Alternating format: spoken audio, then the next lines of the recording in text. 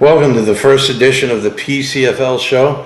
There's 3 issues I want to discuss tonight, and I thought I would do it this way. It's a lot easier than typing a lot of stuff and have a lot of reading on the forum, and I can kind of do some show and tell at the same time. The 3 issues we're going to discuss, as you see on the screen, there are going to be some small changes in the ratings model for creating the recruits for this upcoming 2027 recruiting season. I'm going to discuss that. It's only going to affect 2 positions: defensive line players and safeties.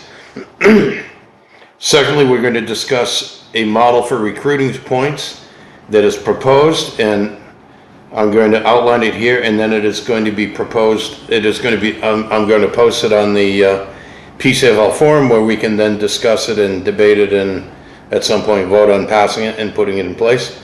Third, this is also proposed a definition of what would be considered successful plays. I'm talking about the custom plays that we are designing and submitting this season.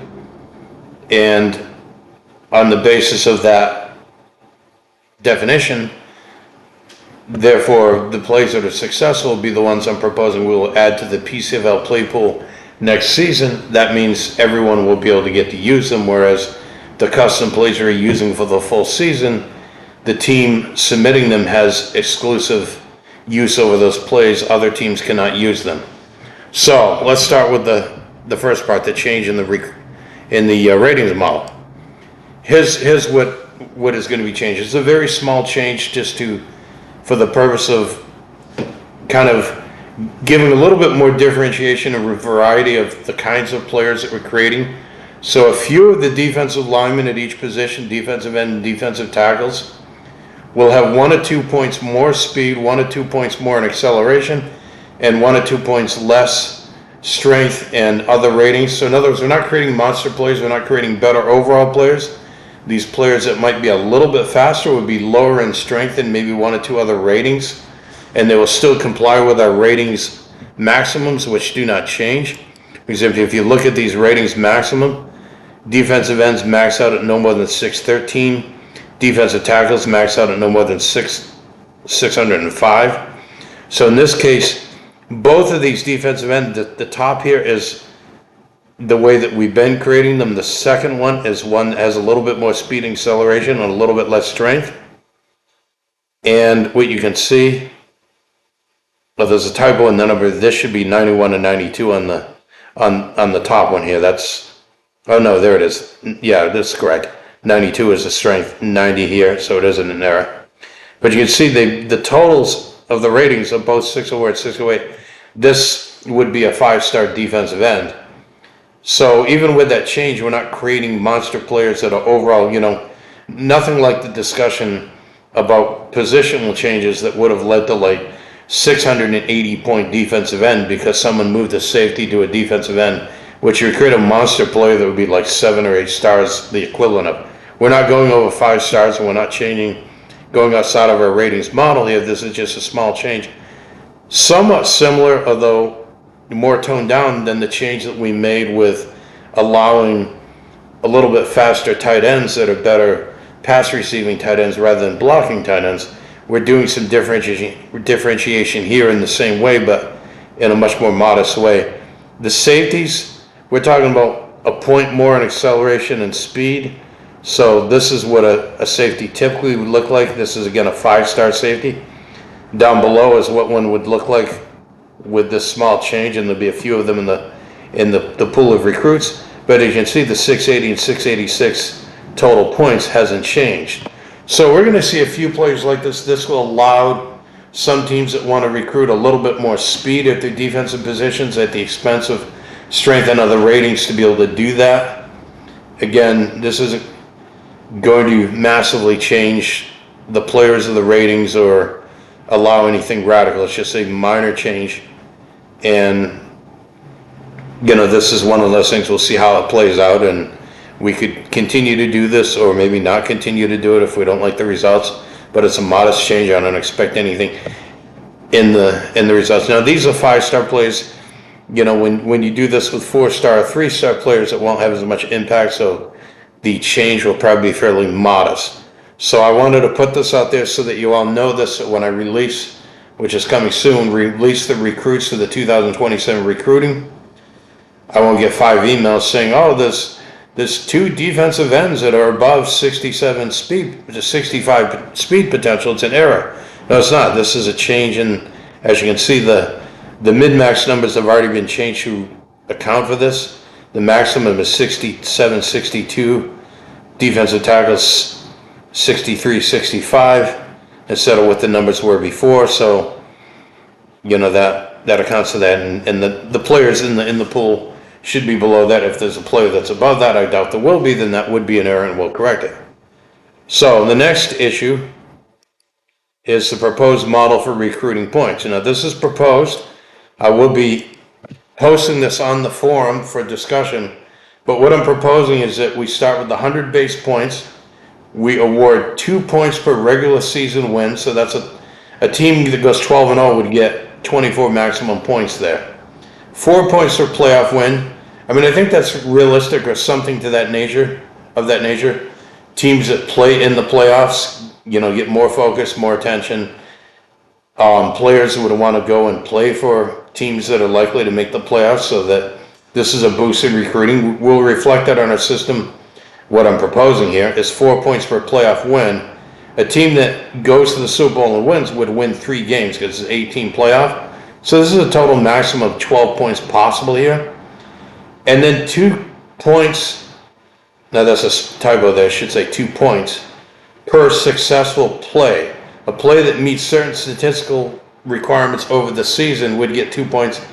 Any team could only get rewarded for a maximum of 10 plays. Even if they have 40 successful plays, only 10, because we want to cap that. We don't want a team to theoretically create 50 plays and get an extra 100 recruiting points. I think everyone would probably agree that that would be going too far with rewarding successful plays. But for those who focus a lot in this area and may not win as many games or as many playoff games, I mean, look at it in the PCFL.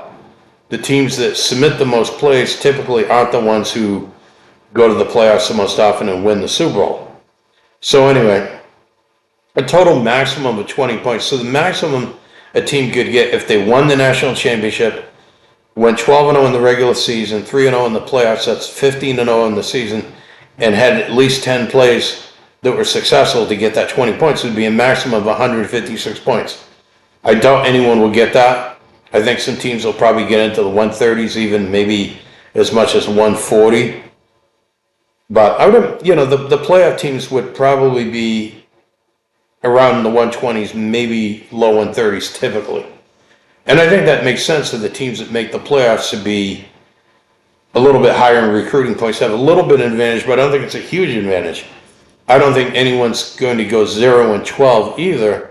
So most people have more than just the base minimum of 100 points.